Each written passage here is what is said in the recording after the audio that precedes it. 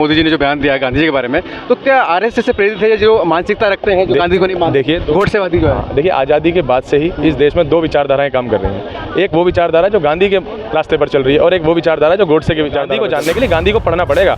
आप WhatsApp university से ज्ञान लेकर कर गांधी के बारे में कुछ भी अनाप शनाप बकोगे तो जनता जानती है। उसके लिए नरेंद्र मोदी जी को गांधी के बारे में पढ़ना पड़ेगा। 1931 में लंदन में गांधी जी का स्वागत किया गया था। शायद अभी भी वो वीडियो ट्विटर पर रोज चल रही है। मैं नरेंद्र मोदी जी से कहना चाहता हूँ कि वो वीडियो देखें। वो कहते हैं ना गांधी जी को 1982 के बाद जाने, 82 के बाद नहीं, आप देखिए 1931 में लंदन बुलाया गया। अकेले राहुल जी पूरी 303 सांसदों पे भारी पड़ रहे हैं, पूरी भाजपा पे, पूरी भाजपा की मशीनरी पे भारी पड़ रहे हैं। और मोदी जी को अकेले शिकस्त दी है राहुल जी ने। भारत जोड़ो यात्रा 1 करके, भारत जोड़ो यात्रा 2 करके मोदी जी को पूरा चुनाव में समझ लीजिए धोखे रखे। गैस दिया है, राशन दे रहे हैं, जल से नल दे रहे हैं, शौचालय दे रहे हैं। 80 करोड़ लोगों को राशन देकर अपने आप को ये बता रहे हैं कि ये उपलब्धि है हमारी सरकार की। सर ऐसा वक्त ना आ जाए कि 135 करोड़ जनता को राशन देना पड़ जाए। सब भुखमरी की कगार पे आ गए हैं, कारोबार बंद है। जीएसटी और नोटबंदी ने युवाओं की कमर तोड़ दी है पूरी तरह।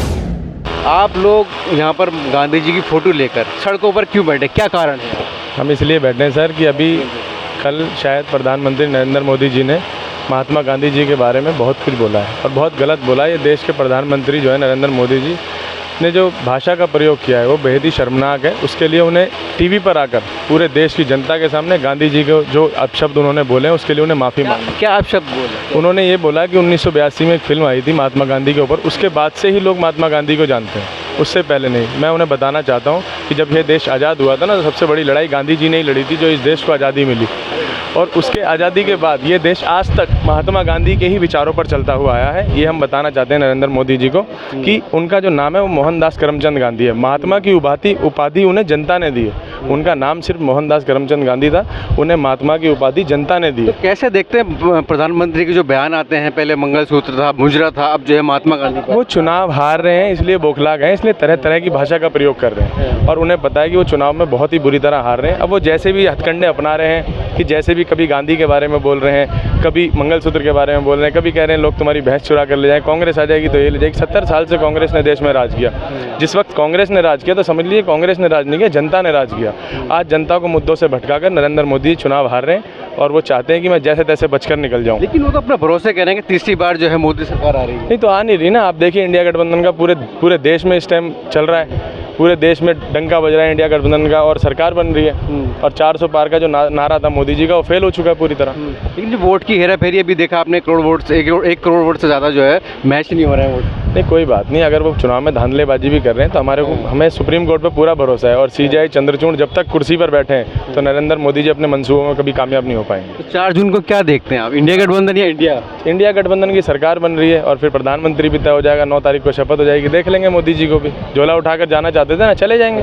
कहाँ जाना चाहते थे, कहाँ भेज रहे हैं? जहाँ भी वो जाना चाहते हैं पूरा तैयारी उनकी है। उन्हें जैसे भी जहाँ उन्हें अच्छा लगेगा वहाँ चले जाएंगे। वो तो कह रहे हैं मैं झोला उठाकर चला जाऊँगा, मैं तो फकीर हूँ। पहले जब 2014 में आए थे तो अपने आप को समाज सेवक बताया, फिर 2019 में चौकीदार बताया, अब 2024 में भगवान बता रहे हैं। अब पता नहीं 4 जून को क्या बताएंगे अपने आप को, ये तो मोदी जी बताएंगे। भगवान वाले बयान को कैसे देखते हैं आप? बिल्कुल सरासर उन्हें पता होना चाहिए कि वो किस तरह की भाषा का प्रयोग कर रहे हैं। देश की जनता देख रही है, अब जनता समझ चुकी है कि मुद्दों से भटकाना जानते हैं। धर्म की आड़ लेकर राजनीति को कब तक राजनीति धर्म की आड़ पर चलेगी?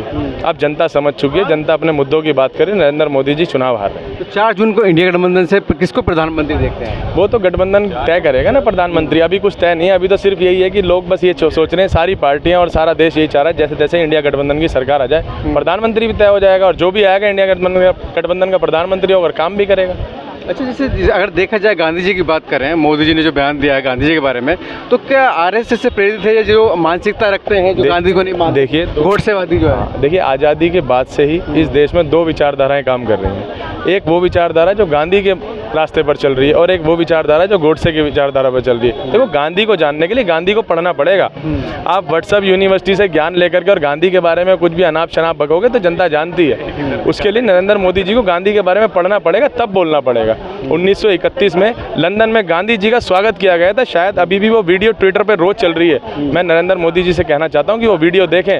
वो कहते हैं ना गांधी जी को 1982 के बाद जाने, 82 के बाद नहीं, आप देखिए 1931 में लंदन बुलाया गया था और आज गांधी जी को सारा देश महापुरुष के रूप में जानता है। विदेशों में डंका बजता है, विदेशों में लोग उनको फॉलो करते हैं। और गांधी की विचारधारा से अपने देश को चला रहे हैं वो। ये तो हिंदुस्तान है, यहाँ तो गांधी जी, आप देखिए इतने बड़े महापुरुष हैं कि आज़ादी से लेकर अब तक नोट पर तस्वीर गांधी जी की है। तो इतना बड़ा महापुरुष और उसके बारे में इस तरह की भाषा का प्रयोग करना, ये मोदी जी के लिए बहुत शर्मनाक क्या लगता है कि हार की बौखलाहट है ये? बिल्कुल सीधी सीधी बौखलाहट है। आप देख रहे हैं कि इंडिया गठबंधन कैसे मजबूत होता जा रहा है दिन पे दिन। नरेंद्र मोदी जी सोच रहे हैं कि अब कैसे तैसे मेरे को कुछ भी बोलकर इज्जत बचानी है। अब तो अपनी सीट भी खतरे में लग रही है। 1 तारीख को उनकी सीट पे चुनाव होने वाला है। लोग कह रहे हैं कि जनता खुद कह रही है वहाँ पर कि भाई मोदी जी से कोई काम नहीं हुआ, देश के लिए तो किया ही गया नहीं, अपनी सांसदीय सीट पे भी कोई काम नहीं किया। मोदी जी कहते हैं ना, हम तो काम पे वोट मांग रहे हैं ना। काम किया 10 साल। वो यूँ कहते हैं कि भाई मैंने चीन को लाल आँख दिखाई, और वो कहते हैं कि भाई हमने विदेश को विश्व गुरु बना दिया, सब कुछ किया, मैं भी मानता हूँ चलो किया। तो फिर ये व्यक्ति क्यों नफरत के नाम पे वोट मांग रहा है, क्यों धर्म के नाम पे वोट मांग रहा है? अरे मुद्दों की बात करो ना यार। आप धर्म की बात करते हैं, मोदी जी कहते हैं मैं जिस दिन हिंदू मुस्लिम करूंगा सार्वजनिक जीवन में रहने लायक। सुबह वो कहते हैं कि मैं हिंदू मुस्लिम करूंगा तो सार्वजनिक जीवन में रहने लायक नहीं होगा, शाम को फिर वो यूँ कहते हैं कि देश की सारी संपत्ति उठा के मुसलमानों को दे दी जाएगी। अब ये भाषा का कैसे प्रयोग कर रहे हैं? उनकी बातों भरोसा नहीं है, किसी को भरोसा नहीं। अब तो जनता भी उनसे उब चुकी है, जनता उनको देखना ही पसंद नहीं करती। अब उनकी जितनी भी मीटिंगें होती हैं, जितनी भी जनसभाएं होती हैं, भाड़े की पब्लिक लाई जाती है सारी। और कांग्रेस के साथ जो पब्लिक है वो सब लोग राहुल गांधी के अंदर एक नेता देख रहे हैं कि सच में ये नेता आएगा तो ये हमारे लिए कुछ भले का काम करेगा। राहुल गांधी जी 5 न्याय लेकर आए और 5 न्याय में जनता के मुद्दों की बात है। बिल्कुल जो जड़ है ना उसकी बात कर रहे हैं। युवा न्याय, किसान न्याय, महिला न्याय, नारी न्याय, भागीदारी न्याय। तो इससे बड़ी और देश में और बचा क्या? इन 5 पर जब इंडिया गठबंधन की सरकार काम करेगी, देश अपने आप मजबूत होता चला जाएगा। कह रहे हैं कि जैसे ही सरकार आती है तो महिलाओं को पैसा मिलना, खटाखट मिलना शुरू हो जाएगा। बिल्कुल, सिर्फ महिलाओं को नहीं, युवाओं को भी। देश में जैसे ही इंडिया गठबंधन की सरकार बनेगी, हर गरीब परिवार महिला को सालाना 1 लाख रुपए, 850 रुपये, 8,500 रुपये हर महीने उनके अकाउंट में आएंगे। और ऐसे युवाओं को, युवा जब 12वीं पास कर लेगा और स्टार्टअप के लिए जब आगे बढ़ेगा तो उसके अकाउंट में 8,500 रुपये आएंगे। चल रहा है वो तो। राहुल गांधी जी और किसानों को MSP की गारंटी देंगे, महिलाओं को आरक्षण देंगे, महिलाओं को, और देश में जो भागीदारी है, जितनी हिस्सेदारी उतनी भागीदारी। पहले सबसे पहले देश का एक्सरे होगा, जाति का जनगणना होगी। तो मोदी जी और राहुल गांधी जी का मुकाबला, राहुल गांधी जी मोदी जी का मुकाबला बहुत आसानी से कर पा रहे हैं। एक जो वहम बना रखा था ना कि मोदी का कोई कॉम्पिटिटर नहीं है, अब मेरे को ऐसा लगता है कि अकेला सब पे भारी वाला। कहाँ पर भारी? अकेले राहुल जी पूरी 303 सांसदों पे भारी पड़ रहे हैं, पूरी भाजपा पे, पूरी भाजपा की मशीनरी पे भारी पड़ रहे हैं। और मोदी जी को अकेले शिकस्त दी है राहुल जी ने। भारत जोड़ो यात्रा 1 करके, भारत जोड़ो यात्रा 2 करके मोदी जी को पूरा चुनाव में समझ लीजिए धोके रख दिया एकदम पूरी तरह। ये जनता का विश्वास, जनता का आशीर्वाद है भाई। जनता का आशीर्वाद अब दिन दूर नहीं है, 4-5 दिन की बात है। 4 तारीख को पता लग जाएगा जनता किस में विश्वास कर रही है और किस में नहीं कर रही।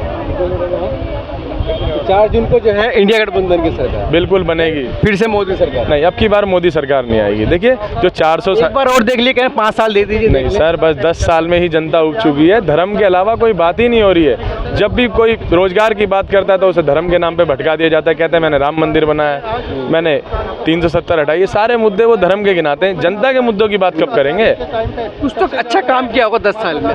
हाँ किया है बिल्कुल। नफरत फैलाने के अलावा देश में कोई काम नहीं किया, यही अच्छा काम किया है बस। एक यही काम किया, यही काम किया, भाई से भाई को लड़ाया, बस यही काम किया। मुद्दे की कोई बात नहीं करी। जैसे ही चुनाव आते हैं कैसे धर्म का मुद्दा एक्टिव हो जाता है, ये पूछिए ना मोदी जी से। उसके अलावा भी भाषणों से कह रहे हैं भाई वो आपको गैस दिया है, राशन दे रहे हैं, जल से नल दे रहे हैं, शौचालय दे रहे हैं। उपलब्धि कम है। 80 करोड़ लोगों को राशन देकर अपने आप को ये बता रहे हैं कि ये उपलब्धि है हमारी सरकार की। सर ऐसा वक्त ना आ जाए कि 135 करोड़ जनता को राशन देना पड़ जाए। सब भुखमरी की कगार पे आ गए हैं, कारोबार बंद है। GST और नोटबंदी ने युवाओं की कमर तोड़ दी है पूरी तरह। व्यापारी बिल्कुल बंद हो चुके हैं, व्यापार बंद हो चुके हैं GST और नोटबंदी की वजह से। तो बस 4 जून को लग रहा है कि 4 जून को इंडिया गठबंधन की सरकार बनेगी और पूरा देश जश्न मनाएगा इसका। चलिए धन्यवाद। ठीक।